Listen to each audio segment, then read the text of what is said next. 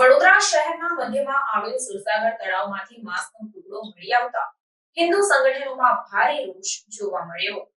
વડોદરા શહેરના મધ્યમાં આવેલા સુરસાગર તળાવમાંથી માંસનો ટુકડો મળી આવતા ચકચાર મચી જવા પામી છે। આ બનાવને લઈને હિન્દુ સંગઠનો તાત્કાલિક સુરસાગર તળાવ ખાતે પહોંચી આ ઘટનાને વખોડી હતી। બનાવની રાવપુરા પોલીસને જાણ કરાતા તાત્કાલિક રાવપુરા પોલીસ મથકનો સ્ટાફ અને ઉચ્ચ અધિકારીઓ દોડી આવ્યા હતા। બનાવને લઈને હિન્દુ સંગઠનો દ્વારા ભારે વિરોધ કરાયો હતો।